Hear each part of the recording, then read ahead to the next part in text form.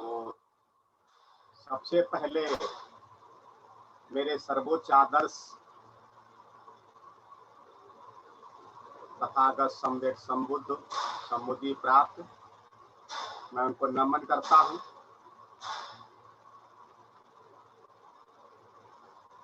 परम पूज्य बोधिसत्व बाबा साहब डॉक्टर अम्बेडकर को भी नमन करता हूँ।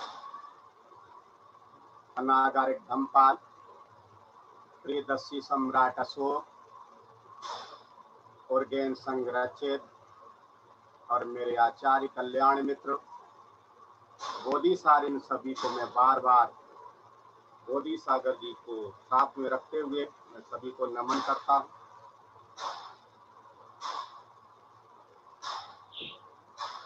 वर्तमान में ऑनलाइन उपस्थित संघ के वरिष्ठ कर्मचारी नागरत्न जी, विमल सिद्धि जी, दिल्ली केंद्र के कर्मचारी प्रज्ञा रश्मि जी, देहरादून केंद्र से धर्मचारी कर्मादित्य जी, धर्मचारी सुविनया जी तथा अन्य उपस्थित सभी धर्मचारी जो मुझे नहीं दिख रहे हैं, उन अदृश्य धर्मचारियों, सभी धर्म मित्र, महिला पुरुष भाई बहनों, आप सभी का आदर सत्कार करते हुए मैं आप सभी को प्यार भरा जय भीम नमोबुद्धाय करता हूँ। और इस शरीर की यात्रा शुरू करता हूँ। कई बार आपको बताया है, इस शरीर में पूरा का पूरा ब्रह्मांड सताया हुआ है, समाया हुआ है। और सती पठान का जो पहला अंग है, उसमें जो कायानुसती है, काया की छोटी सी छोटी जानकारी है, उसके बारे में बताना वाला हूँ। आप लोगों को पहले भी धर्मचारी नागरत्न ने, मैंने, धर्मचारी प्रज्ञा रश्मि जी ने, सभी ने बताया है। ये सती पठान सूत्र का अभ्यास स्वयं तथागत सम्यक संबुद्ध में दिल्ली में ही, वर्तमान में जो लोटस टेम्पल है उसकी पीछे की एरिया में कुछ खंडहर हैं, वो अवशेष आज भी वहां पर उपस्थित है। कुछ मित्रों ने देखा भी है, कुछ धर्मचारियों ने, दिल्ली से जिनसिंह है, उन्होंने भी उसका भ्रमण किया है। अभी तक मैं तो पहुंचा नहीं, लेकिन प्रयास करूंगा, कभी न कभी उस जगह को जरूर देखूंगा जहां उन्होंने कायानुसती, वेदनानुसती, चित्तानुसती और धम्मानुसती का अभ्यास कराया है। तो अभी मैं, एक कवि हैं विश्वनाथ प्रसाद, उनकी चंद पंक्तियों से उनमें कुछ आज के विषय के हिसाब से सुधार करते हुए मैं बताना चाहता हूँ, कहना चाहता हूँ। बाहर जाने की जरूरत नहीं है आप सबको, इसी शरीर में ही है बहुत कुछ, सब कुछ इसी शरीर में है। मिट्टी की काया है ये और मन की छाया है ये। उन्होंने मन की माया लिखा है, मैं बता रहा हूँ मन की छाया है ये। धम्म पद के पहले और दूसरे जो पद हैं उनमें आप अच्छी तरीके से चिंतन कर सकते हैं। मिट्टी की काया और मन की छाया, इसी में बहती है मंदाकिनी और अलकनंदा। इसी शरीर में चमकते हैं बुद्ध और बोधिसत्व, इसी में खिलते हैं ब्रह्म कमल, ओम मणि पद्मे हूँ। एक इस मंत्र का पठन करते करते बनते संग्रह जी ने पूरे दुनिया में मैत्री का जाल फैला दिया है। इसी शरीर में चमकते हैं बुद्ध और बोधिसत्व, इसी में खिलते हैं ब्रह्म कमल, ओम मणि पद्मे हूँ।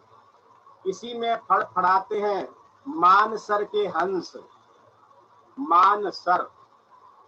तो ये जो 9वां बंधन है, इसमें बहुत तड़प होती है, लोगों को बहुत परेशान होते, बड़ी मुश्किल से निकलता है ये।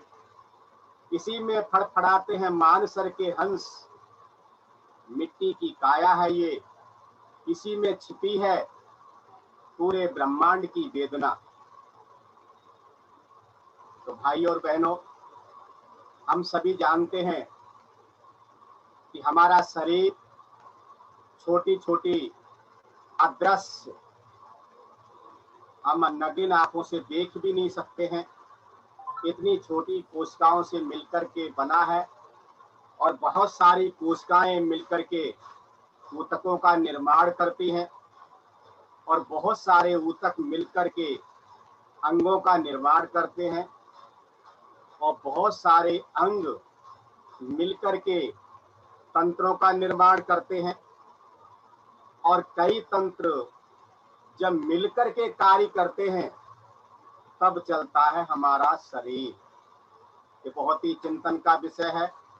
बहुत सारे तंत्र मिलकर के जब काम करते हैं तब चलता है हमारा शरीर। इसका मतलब क्या, हम सभी को भी मिलजुल करके कार्य करना चाहिए, तभी ये धम्म का प्रचार प्रसार होने वाला है, अन्यथा नहीं होने वाला है। और हम इसको गहराई से देखने का प्रयास करेंगे। हम सभी ये भी जानते हैं लेकिन मानते नहीं है। हमारे सामने चिंतनशील ब्रह्मचारी विमल सिद्धि जी, ब्रह्मचारी नागरत्न जी बहुत बड़े चिंतनशील हैं। ये हम जानते तो हैं लेकिन मानते नहीं है, और मैं भी उनमें से हूँ। हम सभी ये भी जानते हैं कि हमारे शरीर का निर्माण माँ के गर्भ में और पिता के संयोग से एक अदृश्य छोटे से बिंदु के रूप में हुआ है। इतना छोटा बिंदु जो नग्न आंखों से हम देख भी नहीं सकते हैं। उससे पहले हमारा कोई अस्तित्व इस दुनिया में नहीं था। और तो और ये चिंतन का विषय है, केवल सुनने से काम चलने वाला नहीं। और तो और यदि माता पिता उस प्रक्रिया को पूरा ना करते तो शायद आज हम इस दुनिया में नहीं होते, हमारा कोई अस्तित्व नहीं होता। और हम बड़े होने पर, विमल सिद्धि जी, खासकर बहुत बड़े होने पर, खासकर ज्यादा बड़े होने पर उन्हीं माता पिता को हम भूल जाते हैं। अक्सर जिनसे आज हमारा वजूद है हम उन्हीं को भूल जाते हैं। ये बहुत बड़ा चिंतन का विषय है। कायानुसति का ये सारांश एक छोटी सी लाइन में है। आगे हम चलते हैं। हमारा शरीर 4 महाभूतों से बना है। आज हम कुछ नए तरीके से इसको जानने का, समझने का प्रयास करेंगे। ये जो 4 महाभूत हैं, पृथ्वी है, आप है, तेज है, वायु है, इनसे कुछ और ज्यादा गंभीरता से सीखने का प्रयास करेंगे और ज्यादा ग्रहणशील होने का हम प्रयास करेंगे। इनके गुणों को जानने का प्रयास करेंगे। अभी हमने पिछली बार देखा है कि जो पृथ्वी तत्व है, जितना ठोस पदार्थ बाहर है उनसे शरीर में आए और शरीर से बाहर जा भी रहे हैं। और हम गंभीरता से देखते हैं इनका गुण क्या है। तो सबसे पहले हम इनके 4 महाभूतों के गुण जानने का प्रयास करेंगे। राजा मिलिंद और भंते नागसेन के बीच में बहुत बड़ा संवाद हुआ है।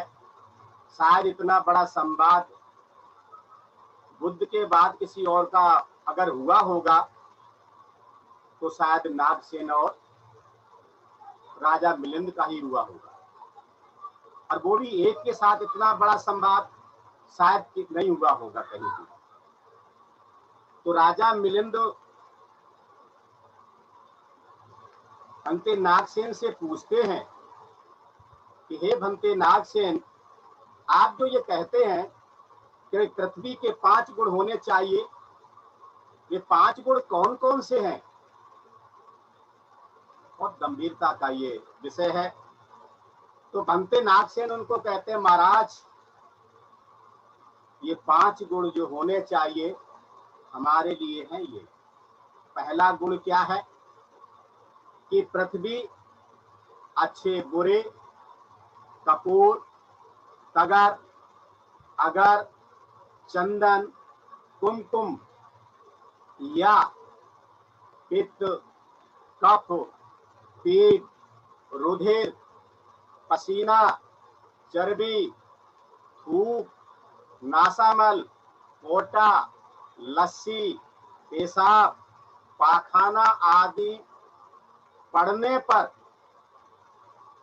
एक ही समान ये पृथ्वी रहती है, ये विचलित नहीं होती है, सभी को सहन करती है। वैसे ही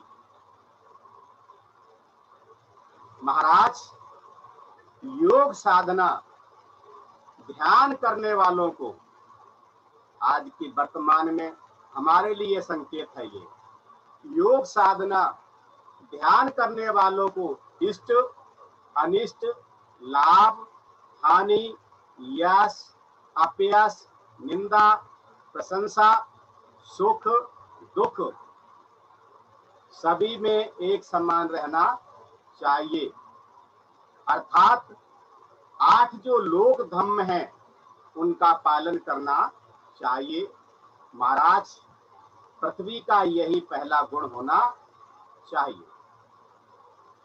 इसके अंदर होना चाहिए कि चिंतनी ऋषि है योग साधना करने वालों की, और हम सभी 1 साल से ये ध्यान संध्या में शामिल हो रहे हैं, तो हमारे और आपके सबके लिए है ये विषय।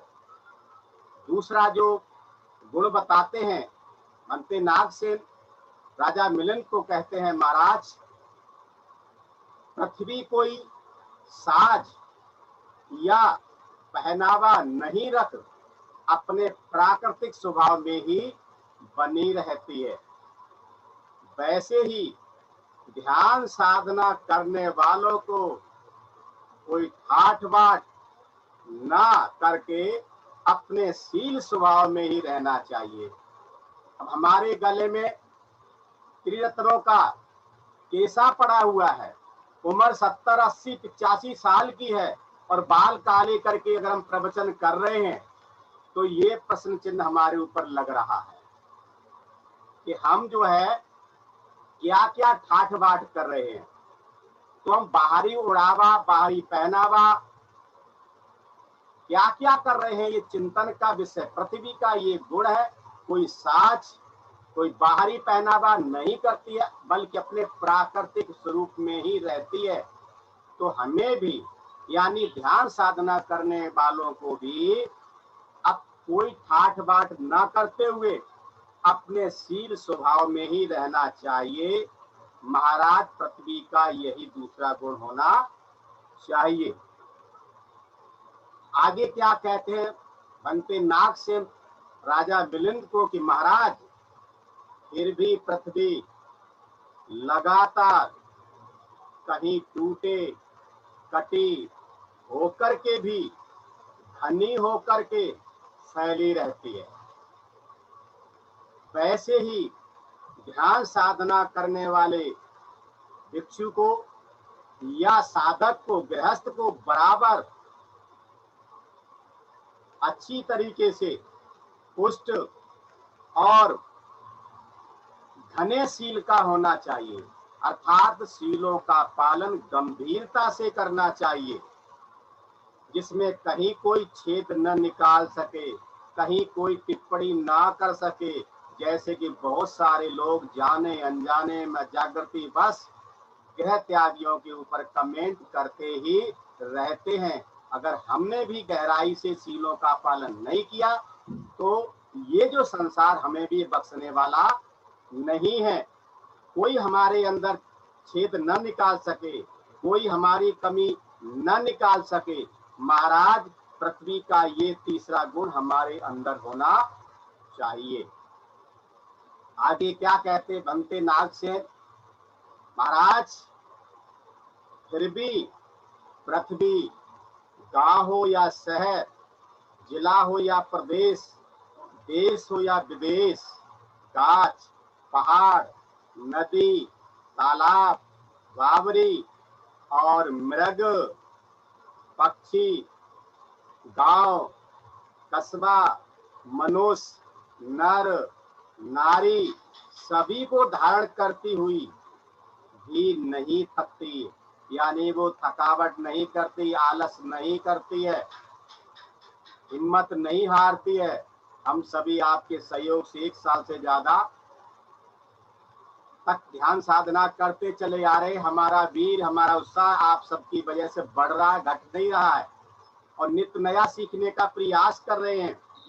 वैसे ही योग साधना यानी ध्यान अभ्यास करने वाले, चाहे वो भिक्षु हो या गृहस्थ हो, उपदेश करते हुए धम्म दानं सब दानं गिनाती, उपदेश करते हुए, सीखते हुए, सिखाते हुए, धम्म की बातें करते हुए, धम्म की बातें बताते हुए, सच्ची राह दिखाते हुए, दूसरों में भाव पैदा करते हुए, लगन लगाते हुए, सभी का तनाव, सभी का दुख दूर करते हुए, अभयदान देते हुए कभी नहीं थकना चाहिए। महाराज, पृथ्वी का यही चौथा गुण होना चाहिए। आगे बनते नागसेन कहते हैं, महाराज फिर भी पृथ्वी, बहुत गंभीरता का प्रश्न हमारे लिए। कहते महाराज फिर पृथ्वी ना तो किसी की चापलूसी करती है, और हमें भी सिखाया जाता है कि व्यक्ति का गुण होता है स्वतंत्र, भावनिक, बहुत सारे गुण जो बताए हैं उधर मैं नहीं जाऊंगा। तो क्या कहते, फिर भी ना तो पृथ्वी किसी की चापलूसी करती है और ना किसी से द्वेष भाव रखती है, वैसे ही ध्यान साधना करने वाले भिक्षु को या साधक को ना तो किसी की चापलूसी करनी चाहिए और ना ही किसी से द्वेष रखना चाहिए। उसका चित्त शांत होना चाहिए, साम्य होना चाहिए। महाराज, पृथ्वी का 5वां गुण साधक के अंदर होना चाहिए। महाराज, अपने भिक्षुओं की बड़ाई करते हुए छोटी सुभद्रा ने कहा था, क्या कहा था? बहुत गंभीर आशय इसमें छिपा हुआ है। कोई क्रुद्ध हो, उनकी एक बाह को बसूले से काट दे। कोई क्रुद्ध हो, उसकी एक बाह को बसूले से काट दे।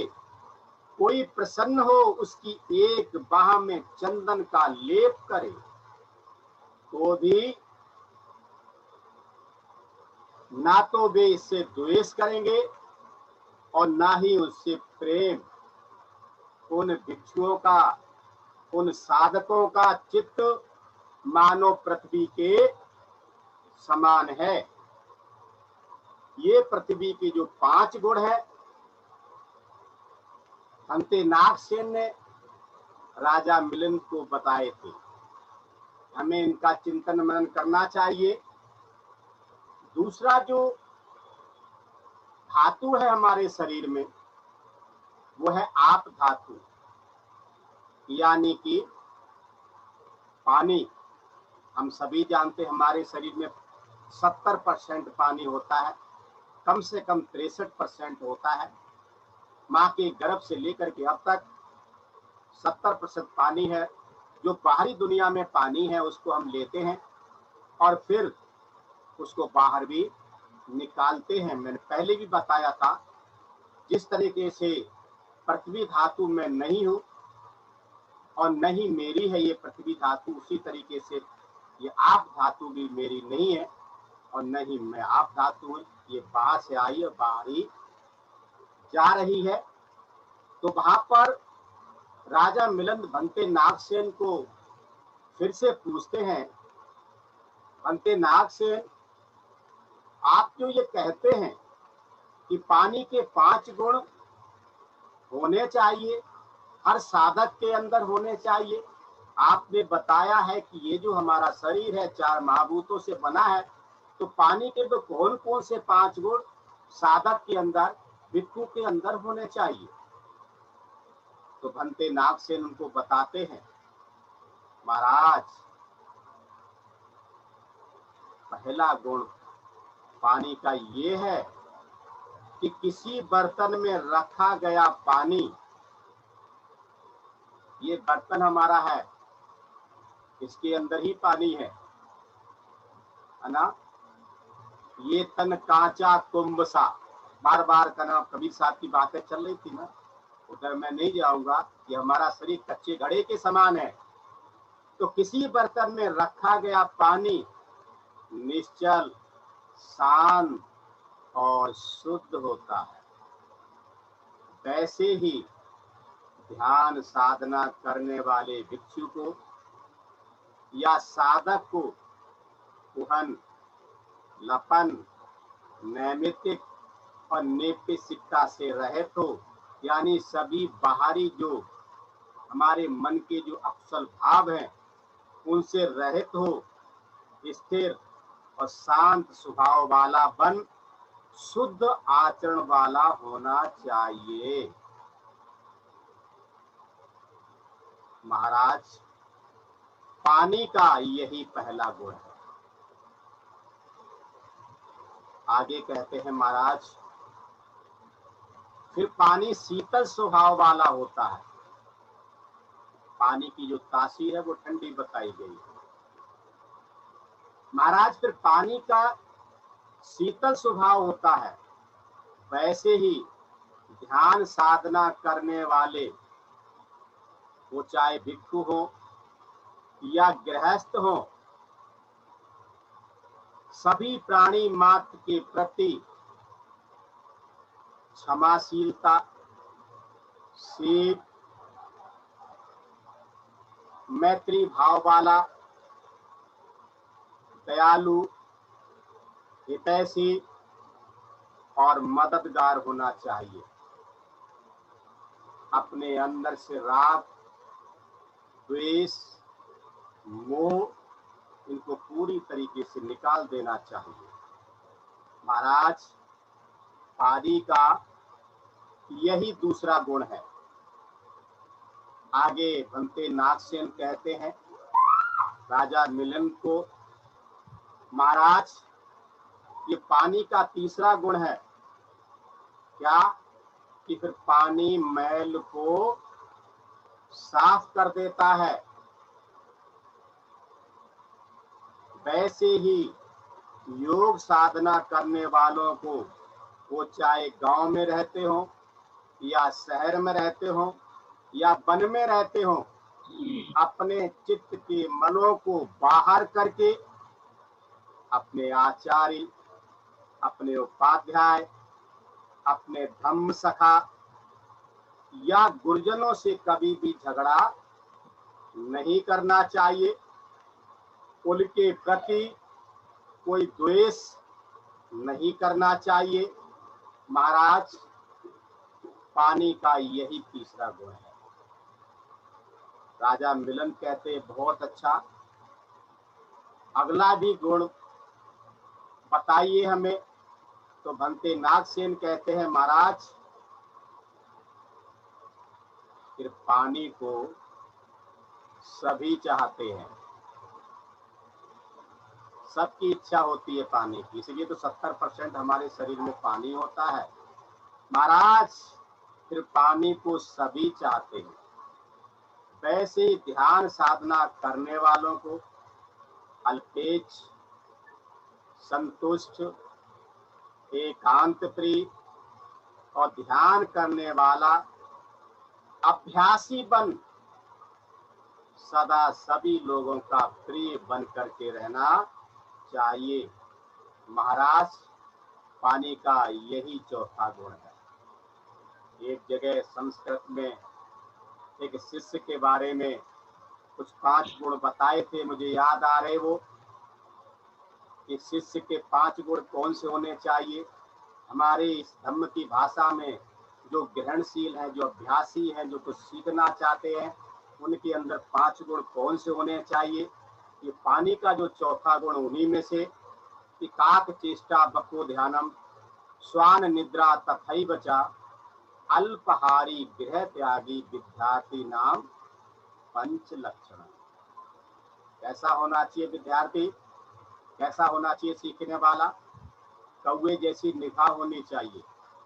ना जाने कब हमें अपने शीश जनों से, अपने कल्याण मित्रों से कौन सी बात सीखने को मिल जाए। बको ध्यानम, बगुले जैसा ध्यान होना चाहिए कि आंखें बंद करके पानी में खड़ा होता, जैसे उसका आहार दिखाई देता तुरंत ले लेता है। ऐसे भी हमें न जाने कब कौन सी अच्छी बात मिल जाए, उसके लिए हमें तत्पर रहना चाहिए।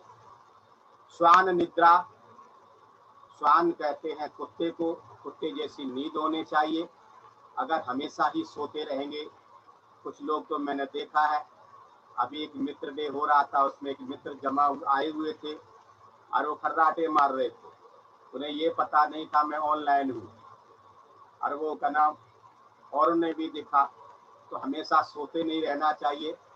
श्वान निद्रा, कुत्ते जैसी निगाह होना चाहिए, ना जाने कब क्या जरूरत पड़े। अल्पहारी, अल्पहारी होना चाहिए।